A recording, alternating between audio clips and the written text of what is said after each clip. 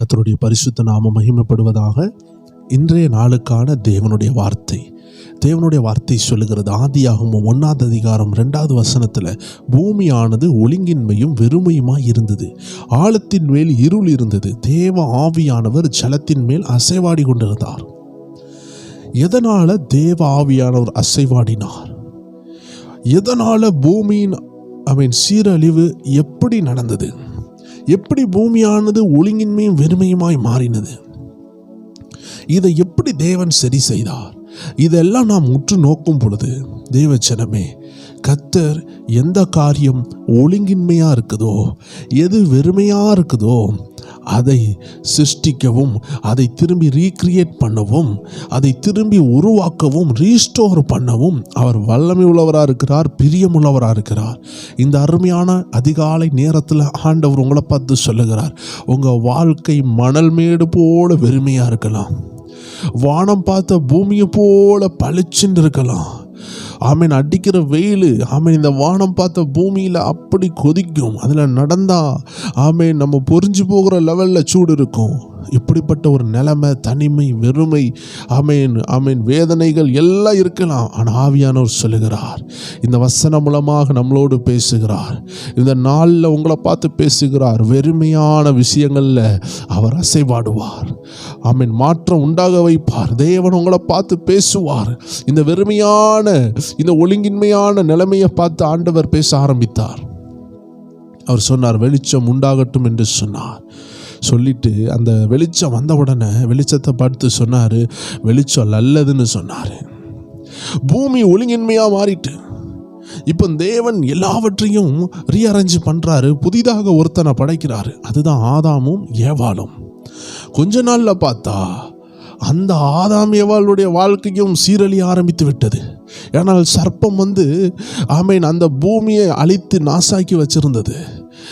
வானத்திலிருந்து கீழே விழுந்த அந்த பாதாள சர்ப்பம் இருளின் ஆவிகள் சேதப்படுத்துச்சு. தேவன் படைத்த நன்மையான எல்லாவற்றையும் சேதப்படுத்துச்சு. அதை ஆண்டவர் சிருஷ்டித்து திரும்பி ரீக்ரியேட் பண்ணார். ஆனால் இப்போ திரும்பி சாத்தான் நாசாக்குனது பூமியே அல்ல, மரஞ்செடி கொடிகளை அல்ல, இருளை அல்ல, வெளிச்சத்தை அல்ல. இப்படி தாறுமாறா மாற்றிருந்தான். இருள் அங்கே இருந்துச்சு, இருள் ஆழத்தில் இருந்துச்சு, வெளிச்சம் எங்கே இருந்துச்சு, அப்படி இருந்துச்சு. நம்ம பார்த்து கொண்டு இருக்கலாம். நிறைய விஷயங்கள் இருக்குது. அவன் உலகத்தை சீரழித்தான். இப்போ அவனுடைய திட்டம் உலகமில்லை, மனிதனை சீரழிக்கணும். மனிதனுடைய எண்ணங்களை சிறு வயதில் இருந்தே லாக் பண்ணி வச்சிருவான். ஒரு அருமையான கதை உண்டு. ஒரு யானையை எப்பவுமே என்ன செய்வாங்கன்னா, ஒரு ட்ரைனிங் கொடுப்பாங்க. ஒரு சின்ன தம்பி யானைகள் நிற்கிற இடத்துக்கு அப்படியே போயிட்டு தன்னுடைய தாத்தாவை பார்த்து கேட்டானா, தாத்தா, இந்த 50 வயசு 40 வயசு 30 வருஷமாக வாழ்ந்து கொண்டிருக்கிற இந்த பெரிய பெரிய யானைகள் இவ்வளோ பெருசாக இருக்குது, இத்தனை ஆண்டுகள் இவ்வளோ பலமாக வளர்ந்த இந்த யானைகள் இந்த சின்ன சங்கிலியை அவைகள் உடைத்து விடாதா என்று கேட்ட பொழுது தாத்தா சொன்னார், மூளை என்பது எப்படின்னு அவனுக்கு சொல்லி கொடுத்தார். ஒரு மனுஷனுடைய நினைவு எப்படி இருக்குதோ அப்படி தான் அவன் இருப்பான்னு வேதம் சொல்லுகிறது. ஸோ அதே போல் இந்த யானைகளை சின்ன வயசில் 1 வயசு 2 வயசு அது வளர்ந்து வரும்பொழுது சின்ன சங்கிலிகளில் கட்டி போட்டுருவாங்க. அது எவ்வளவோ இழுத்து பார்த்து உடைக்க முடியாததுனால அது நாளுக்கு நாள் அந்த உடைக்கிற முயற்சியை விட்டுவிடும். அப்படி அதற்கு 4 வயசு 5 வயசு வரும்பொழுது அந்த முயற்சியை விட்டதுனால அதனுடைய பலம் வளர்ந்தது அதற்கு தெரியாமல் போனது. சங்கிலி பலவீனப்பட்டதும் தெரியாமல் போனது. அது அடிமையாக மாற ஆரம்பித்தது. இப்போ 30 வயசு ஆயிட்டு, 50 வயசு ஆயிட்டு, 60 வயசு ஆயிட்டு, பலம் நிறைஞ்சதாக மாறிட்டு இப்போ வயசாகி மறிக்க வேண்டிய சூழ்நிலை. ஆனாலும் அதற்கு பலன் கூடின ரகசியம் அதற்கு தெரியாமல் போய்விட்டது. ஏன்னா 2 வயசுல கட்டி போட்ட கட்டு வளர்ந்தாலும் பலன் கூடினாலும் சிந்தனையில் ஒரு கெட்டு இருந்தது. சாத்தானுடைய தந்திரமே அதுதான். சாத்தான் மனு குலத்தில் ஒரு சீரழிவை உண்டாக்கினான். சிந்தனையை மாற்றினான். தேவனுக்கு விரோதமாக யோசிக்க வைத்தான். மாம்ச சிந்தனையை கொடுத்தான். பூமி ஒழுங்கின்மையாக இருந்த பொழுது ஆவியானவர் அசைவாடினார், அதை சீர்படுத்தினார். ஆனால் இந்த நாட்களில் ஆண்டவருடைய பெரிய திட்டமே மனுக்குலம் நாசமாக இருக்குது, ஒழுங்கின்மையாக இருக்குது, வெறுமையாக இருக்குது. வெறுமையான என்ன அர்த்தம்? தேவன் இல்லாமல் இருக்குது, தேவனுடைய ஆசீர்வாதம் இல்லாமல் இருக்குது. ஒழுங்கின்மைனா என்ன? தேவனை ஆராதிக்காமல் எதையோ ஆராதிச்சு கொண்டு இருக்குது. படைத்தவரை ஆராதிக்காமல் பலதையும் ஆராதித்து கொண்டு இருக்குது. இதான் ஒழுங்கின்மை. வெறுமை, சமாதானம் இல்லை, நித்திய ஜீவன் இல்லை, பரலோகம் உண்டான்னு கூட நம்பிக்கை இல்லை. உலக பொருளாதாரத்தின் மேலேயே நோக்கமாக இருக்கிறாங்க.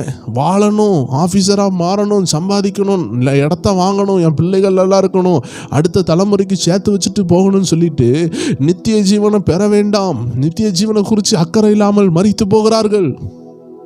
ஆண்டு சொல்லுகிறார், பூமியையே சீர்படுத்தின நான் என் ரூபத்தில் படைக்கப்பட்ட மனிதர்களை சீர்படுத்த மாட்டேனா?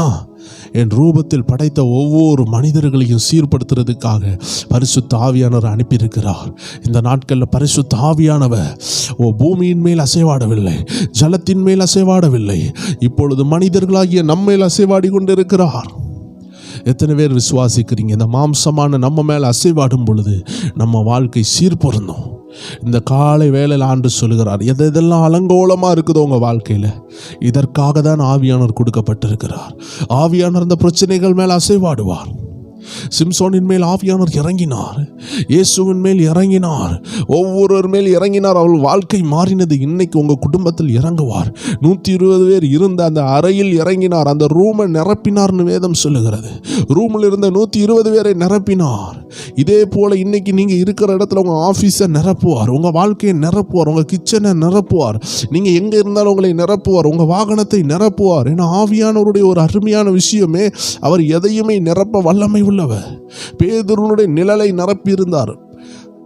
பவுலுடைய கர்ச்சீஃப், பவுலுடைய அருமையான பெல்ட் எல்லாவற்றையும் நிரப்பியிருந்தார். அதை தூக்கி வியாதி உள்ளவர்கள் மேல் போட்ட பொழுது அவர்கள் சுகமானார்கள். எனக்கு ஆவியானவர் சொல்லுகிறார், எது ஒழுங்கின்மையாக இருக்குது? உங்கள் பிள்ளைகள்னால பிரச்சனையா, உங்கள் கணவர்னாலே பிரச்சனையா? இந்த வசனத்தை விசுவாசியுங்கள். ஆண்டவரே, ஒழுங்கின்மையில் மேல் அசைவாடும் என்று சொல்லுங்கள். ஜெபியுங்கள், வார்த்தையை பேசுங்கள். வெளிச்சம் உண்டாக கடவுள் ஆண்டு பேசினது போல வசனத்தை எடுத்து பேசுங்கள். நானோ என் குடும்பம் என்றால் கர்த்தரை சேவிப்போம் என்று சொல்லுங்கள். கர்த்தர் என் மேய்ப்பராக இருக்கிறார் என்று சொல்லுங்கள். சர்ப்பத்தின் தேலை மிதிப்போம் என்று வாக்குத்தத்தங்களை கன்ஃபஸ் பண்ணி ஜெபியுங்கள். அப்படி இடைவிடாமல் ஜெபிக்கும் பொழுது மாற்றங்களை பார்ப்பீர்கள் என்று ஆண்டவர் சொல்லுகிறார். இந்த நாள் ஆசீர்வாதமாக இருக்கும். இந்த நாள் ஆவியானவர்களுக்கு முன்னாடி செல்வார், கோணலான வைகளை செவ்வைப்படுத்துவார். எல்லாரும் கண்களை மூடலாம், ஜெபிக்கலாம். பலத்தினாலும் அல்ல, பராக்கிரமத்தினாலும் அல்ல, கர்த்தருடைய ஆவியினால் ஆகும். ஆதாமை ஏவாளையும் ஆண்டு சீர்படுத்துகிறதற்காக, மனு குலத்தை ரட்சிக்கிறதற்காக இரட்சகராகி இயேசுவை அனுப்பினார். இயேசுவை ஏற்றுக்கொண்டு இந்த பரிசுத்த ஆவியின் சத்தத்தை கேட்கிற ஒவ்வொரு பேரும் பாதுகாக்கப்படுவார்கள். ஹல்லேலூயா, தேங்க் யூ ஹோலி ஸ்பிரிட்.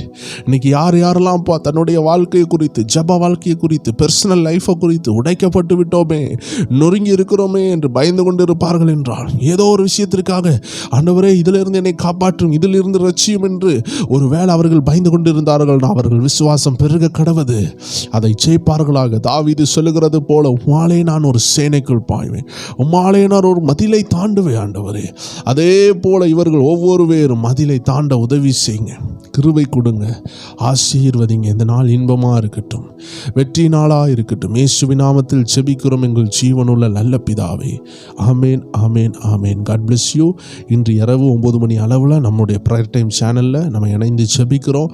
அருமையான விடுதலை ஜெபத்தில் கலந்து கொள்ளுங்க. ஸ்பெஷலான தீர்க்க தரிசன வார்த்தைகள், ஆவியானவர் வரப்போகிற நாளில் என்ன பேச போகிறார்னு தெளிவாக இடைப்படுவார். எந்த சந்தேகமும் இல்லை. இன்று இரவு 9 மணி அளவில் உங்களை சந்திக்கலாம். God bless you.